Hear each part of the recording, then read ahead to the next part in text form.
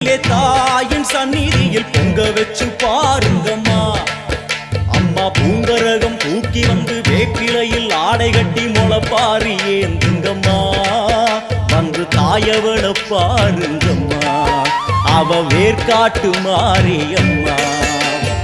ஆடி வெள்ளியிலே தாயின் சந்நிதியில் பொங்க வச்சு பாருங்கம்மா. அம்மா பொங்க வச்சு பாருங்கம்மா.